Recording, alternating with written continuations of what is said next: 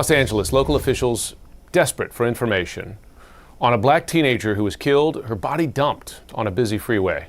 Police say the body of 16-year-old Tioni Theus was discovered 3 weeks ago and hope a reward of $110,000 will help yield information that leads to an arrest. January 8, 2022, 8 a.m., South Los Angeles. Multiple 911 calls flood in. Drivers on the 110 freeway are reporting something horrifying: a body lying on the side of the road near the Manchester Avenue on-ramp. When police arrive, they find a teenage girl. She's been shot twice in the neck and left on the pavement like she was nothing. Her name is Tioni Theus. She's only 16 years old. Someone killed her, dumped her body on a busy freeway, and drove away. So what happened to Tioni that night? Who was she with? And why would anyone want to murder a 16-year-old girl and leave her on the side of the road? This isn't just a story about a murder. It's a story about a girl who once had everything: a bright future, a loving family, and big dreams. But in just a few years, she lost it all. Her mother, her grandparents, her stability. And in her pain and loneliness, she fell into the hands of predators who saw her as nothing more than something to use. Tioni's family is still fighting for answers. Her community is still demanding justice. And today we're going to tell her story, because she deserves to be remembered, and her killer deserves to be caught. Welcome to our channel. Right now, there are thousands of young people like Tioni who are struggling with trauma, loneliness, and instability, completely unaware that predators are watching and waiting to take advantage of them. If you want to help spread awareness about human trafficking and the warning signs that could save innocent lives, then please like this video, share it, and subscribe to this channel. Your action now could help protect another young person who might be in danger. Tioni Theus was born on July 18, 2005 in Los Angeles, California. She grew up in Compton with her mother, Teresa. Tioni was Teresa's only daughter, and the two of them were extremely close. Teresa worked hard to protect Tioni from the violence and negativity that surrounded their neighborhood. She wanted her daughter to have a better life. And for a while, it looked like Tioni was going to have exactly that. Tioni was a straight A student. She loved learning, and her teachers said she was smart and full of potential. Outside of school, she took golf lessons and dance classes. She wasn't just good at these things, she loved them. The golf program she was part of had a strong reputation. Many students who went through it ended up attending Ivy League universities. Tioni's family believed she could be one of them. Her cousin, Tioni Theus, remembered her as someone who was always smiling. Everything made her laugh, Tioni said. She was a bundle of joy, real bubbly and friendly. She was very goofy, happy. She was always smiling, even when she was crying. Tioni had big dreams. She had a bright future ahead of her. But even in those early years, life wasn't perfect. When Tioni was just 7 years old, one of her brothers was sent to jail. That was hard for her to understand at such a young age, but the worst was yet to come. When Tioni was 11, her older brother, Darian Jr., was shot and killed. He was only 19 years old. Losing him was devastating for the entire family, but especially for Tioni. She was just a kid, and now she had to deal with the pain of losing someone she loved to gun violence. Despite all of this, Tioni kept going. She stayed focused on school. She stayed close to her mother. She kept dancing and playing golf. Her family said she was strong and hopeful, even after everything she had been through. But everything was about to change, in a way no child should ever experience. In early 2019, something happened that would completely destroy the life Tioni had built, and it would set her on a path that would eventually lead to her death. In early 2019, Tioni was 13 years old. Her mother, Teresa, was at an event one evening. Tioni was with her cousin at the time, but she needed to get back into the house and didn't have the keys. So they made plans to meet Teresa at the event to pick them up.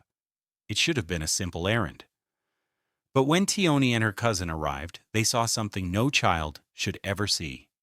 There was a body lying in the street. Blood was everywhere. Tioni's cousin tried to tell her it wasn't her mother, but Tioni knew. She recognized Teresa's purse. She recognized her shoes. "That's my mother," Tioni said. Teresa had been hit by a car. The driver didn't stop. They just left her there, bleeding and unconscious in the street. Tioni's aunt later spoke about that night. She said, Tioni was in the car with my oldest daughter. They were going to meet Tioni's mother, Teresa, at an event to get the house keys so they could go back to the house. When they pulled up, they saw a body laying in the street. There was blood everywhere. And Tioni said to my daughter, "That's my mother." My daughter tried to tell her it wasn't, but Tioni said, "Yes, it is. I know her purse, and I know her shoes." That moment changed everything. Teresa was rushed to the hospital. She slipped into a coma. After some time, she was moved to a long-term care facility. She had suffered a catastrophic brain injury. She survived. But she was never the same. To this day, Teresa remains in that facility, unable to care for herself or her daughter. Tioni was heartbroken. She had just lost the person she was closest to in the world. Her aunt said Tioni struggled deeply with what happened. She did a lot with her mom and would ask me if her mother was ever going to be normal again, and I would tell her I didn't know. After Teresa's accident, Tioni went to live with her grandparents. Her family rallied around her and tried to support her through this terrible time. For a while, things seemed stable. But then, tragedy struck again. Both of Tioni's grandparents were diagnosed with cancer. They became too sick to take care of her, so Tioni had to move again, this time staying with different family members. Sadly, both of her grandparents passed away within a year. By the time Tioni was 14 years old, she had lost almost everything. Her mother was gone, not dead, but no longer able to be the parent she once was. Her grandparents were gone. Her sense of safety and stability was gone, and her behavior started to change. Tioni began posting on social media about how lonely and sad she felt. She was hurting, and she didn't know how to deal with it. That pain and vulnerability would soon make her a target for people who didn't care about her at all. After staying with different relatives for a while, Tioni eventually moved to Los Angeles to live with her father, Darian Sr. This move was hard for her. Her entire life had been turned upside down. She had lost her mother, her grandparents, and the only home she had ever known. Now she was living in a place that didn't feel familiar. She was trying to start over, but the pain she carried didn't go away. Darian Sr. was doing his best. He worked at a clothing store. And sometimes he worked as a security guard at night. He was trying to provide for his daughter and keep a roof over their heads, but working long hours meant he wasn't always home. And Tioni was struggling more than he realized. According to reports, Tioni went from being a straight A student to skipping class. She started sneaking out at night. She began running away. Darian said there were things Tioni wanted to do that he just couldn't allow. They argued a lot. He tried to set boundaries, but Tioni would push back. And when he was at work, she would take advantage of his absence and leave. Tioni also started meeting people on social media. Her posts became more and more attention-seeking. She posted videos of herself drinking and smoking. She posted about partying and fighting. To some people looking at her social media, she might have looked like a fast girl trying to act grown. But that's not what was happening. Tioni wasn't a fast girl. She was a child screaming for attention. She was hurting. She was lonely. She was looking for something, anything, to fill the emptiness she felt. And there were predators out there who were listening. They saw her vulnerability, and they took advantage of it. Tioni called her father on a few occasions to come save her from places she had gone. She was getting into situations she couldn't handle, and deep down, she knew it. But the truth is, Tioni had already fallen into something much darker. Court records would later reveal that Tioni had been identified as a victim of commercial sexual exploitation of children. In other words, she was being trafficked. She was a minor, and someone, likely someone older, someone she trusted or thought she could trust, had pulled her into sex work. Let's be clear. A 16-year-old cannot be a sex worker. She's a child. And children who are involved in sex work are victims. They're being exploited by adults who see them as objects to use and profit from. Tioni's father was aware that something was wrong. He knew she was struggling, but it's not clear how much he knew about what was really happening. And even if he did know, what resources did he have? He was a single father working multiple jobs, trying to keep his daughter safe in a world that was pulling her in dangerous directions. This is the reality for so many parents. They see their children slipping away and they don't know how to stop it. They don't have access to the help they need. They feel helpless. By the end of 2021, Tioni was lost. She was trying to find her path in life, but she was surrounded by people who didn't care about her well-being. She was being exploited. She was in danger. And she had no idea that her life was about to come to a brutal end. At this point, what do you think happened to Tioni? Do you think she was targeted by someone she knew, or was this a random act of violence? Let me know your thoughts in the comments. And if you're finding this story as heartbreaking as I am, please hit that like button. It helps us bring attention to cases like this. Now let's talk about Tioni's last night alive. January 7th, 2022. Tioni went to visit her father at his job in Inglewood. She had something to tell him. She said she was going to a party. A friend had reached out to her on Instagram and invited her.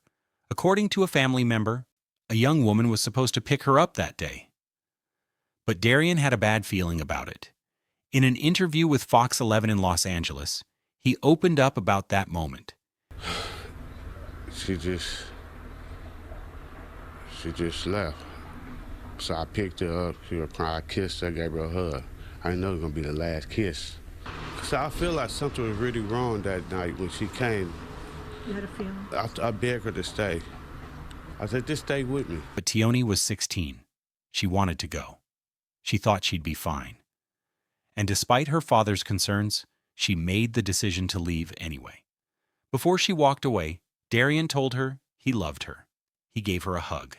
Those were the last words he ever said to his daughter. I love you. Tioni left her father's job that evening, and no one in her family ever saw her alive again.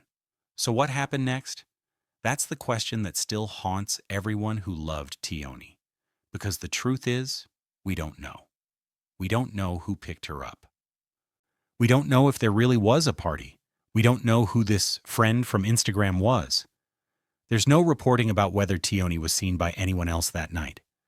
What we do know is that Tioni told her father she was going to a party, but Tioni had also been meeting older men on social media, so it's possible she wasn't going to a party at all. It's possible she was going to meet someone who saw her as an opportunity, not a person. And whoever that person was, they had plans for Tioni that night, plans that would end with her body being dumped on the side of a freeway.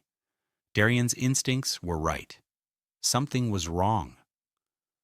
But by the time he realized it, it was too late. Less than 24 hours later, Tioni would be found dead. Darian had already lost one child to gun violence. His son, Darian Jr., had been shot and killed just a few years earlier. And now, his daughter was gone too. Both of his children, murdered. Both taken by senseless violence. That hug. Those words, I love you. That was the last moment Darian had with his daughter. And he had no idea it would be the last. So what happened to Tioni after she left her father that night? Who did she meet? And why did they kill her? Let's talk about what we know. January 8th, 2022. 8 a.m. The Los Angeles Police Department started receiving 911 calls. Drivers on the 110 freeway were reporting something disturbing. There was a body on the side of the road. When police arrived at the scene, they found a young girl lying on the Manchester Avenue on-ramp near South Figueroa Street. She had been shot twice in the neck. She was already dead. The body was quickly identified. It was Tioni Theus. Someone had shot her and then threw her body out of a car onto the freeway. They left her there like she was nothing, like she didn't matter. But she did matter. Tioni was someone's daughter, someone's cousin, someone's friend. She was a 16-year-old girl who had dreams and a future ahead of her. And now, she was gone. When police notified Darian that his daughter had been found dead, he was devastated. He had already lost his son, Darian Jr., to gun violence. And now, just a few years later, his daughter was gone too. Both of his children had been murdered. At Tioni's funeral, Darian spoke about the unbearable pain he was feeling. "I lost a piece of my soul," he said. "I feel like, this is my second child.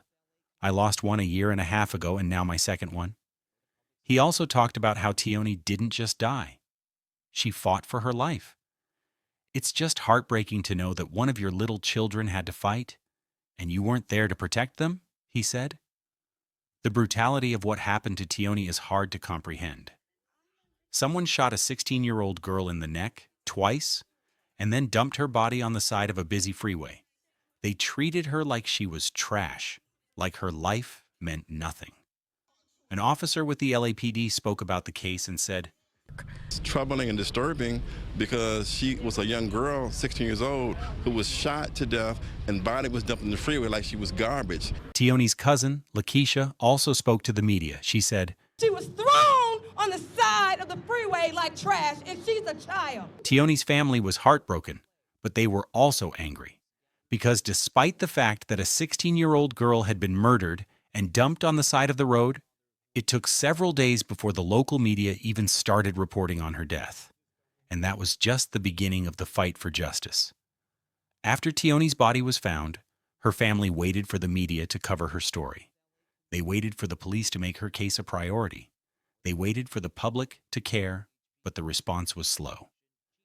It took several days before local news stations even started reporting on Tioni's death. Her family was frustrated and hurt. They felt like the police weren't treating her case with the urgency it deserved. They felt like Tioni was being ignored.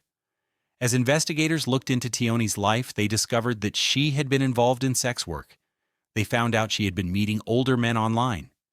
Some people might have looked at that information and judged her. Some might have thought she put herself in a dangerous situation. But here's the truth. A 16-year-old cannot be a sex worker. She's a child.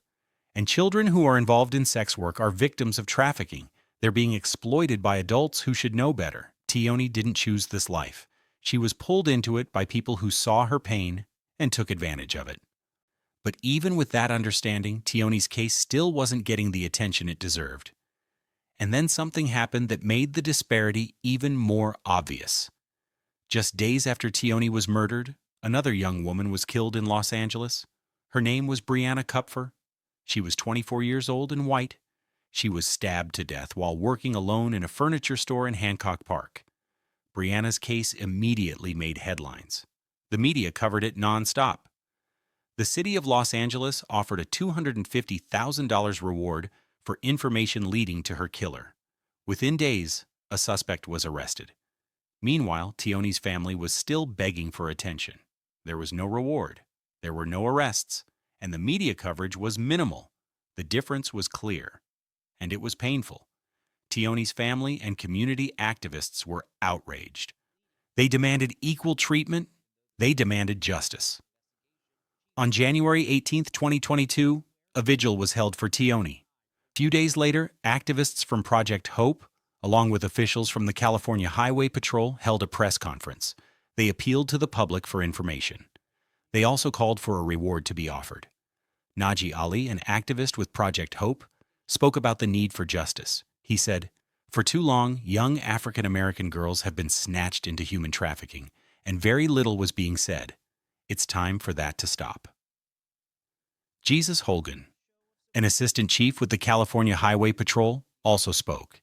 He said, "We're asking the public to come forward with any information they may have. No piece of information is too small." Finally, on January 26, 2022, a reward was announced.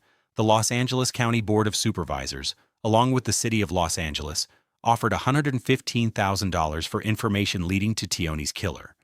But even with the reward, there were still no credible leads. Then, in a public statement, Los Angeles District Attorney George Gascon confirmed what many people already suspected. He said that Tioni had been identified as a victim of commercial sexual exploitation of children. In other words, she was a victim of trafficking.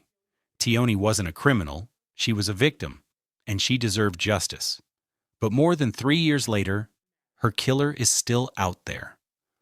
On January 27, 2022, 3 weeks after her murder, Tioni's funeral was held. Family members, friends, and community activists gathered to say goodbye to a girl who had been taken far too soon. The pain in the room was overwhelming. Tioni's family was heartbroken, but they were also determined to make sure her story wasn't forgotten. Her uncle, Michael Dolphin, spoke at the funeral. He said, "We have to put our arms around, we have to be there whenever we can, and I can say, and I'm really sorry to say, we could have done better by Tioni." Do not let this tragedy be overlooked. There are other young people who need us just as much. Tioni's father, Darian, also spoke. His words were filled with grief and regret. Tioni didn't just die, he said. She fought for her life, and it's just heartbreaking to know that one of your little children had to fight, and you weren't there to protect them. The funeral was a moment for Tioni's family to grieve, but it was also a call to action, a reminder that Tioni's life mattered, and a demand for justice. But even with the funeral, the story didn't end.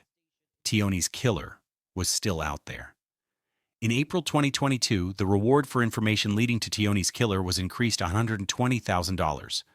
The hope was that a larger reward would encourage someone to come forward with information. But no credible leads came in. No arrests were made. On the one-year anniversary of Tioni's death, her family and community activists held a press conference. They wanted to remind the public that Tioni's case was still unsolved. They wanted to keep her story alive. Holly Mitchell, a Los Angeles County supervisor, spoke at the event. She said, "1 year later, we're here to say her life did matter. We're still fighting and demanding justice." Tioni's cousin, Nafisa Kinsey, also spoke. She said, "We're not going to stop until we get justice for Tioni. She deserves that." But despite the efforts of Tioni's family and the community, the case remains unsolved. As of 2025, no one has been arrested for her murder. No one has been held accountable. Tioni's killer is still out there. And that's what makes this case so frustrating. Someone knows what happened to Tioni that night. Someone saw something. Someone heard something. Maybe it was a friend. Maybe it was a neighbor. Maybe it was someone who was at the same place Tioni was that night. Whoever it is, they're staying silent. And because of that silence, Tioni's family still doesn't have answers. Someone out there knows something, and Tioni's family deserves to know the truth. They deserve justice. Tioni's story is heartbreaking, but it's also a reminder that we need to do better as a society. So how do we stop tragedies like this from happening again? First, children who experience trauma need immediate support. When a child loses a parent, witnesses violence, or goes through instability, they need access to counseling and resources. We can't just expect them to be okay on their own. Second, when primary caregivers are lost, extended family and community programs become vital.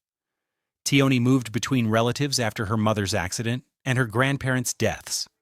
Families need support systems and resources to help them care for children who are going through difficult times.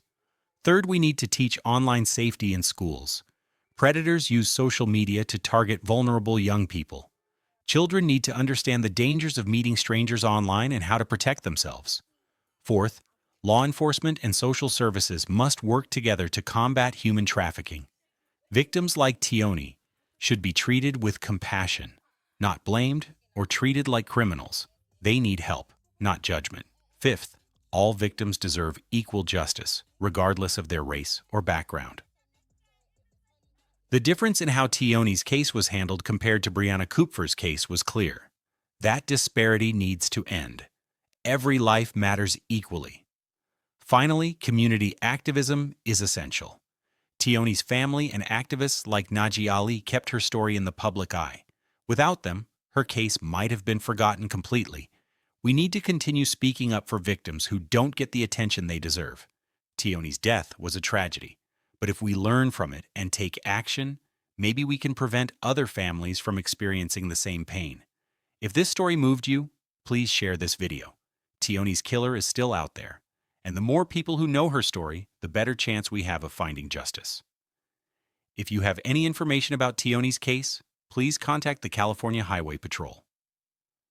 Your tip could be the one that finally brings her family the answers they deserve. And don't forget to subscribe and hit that notification bell so you never miss a case that needs attention.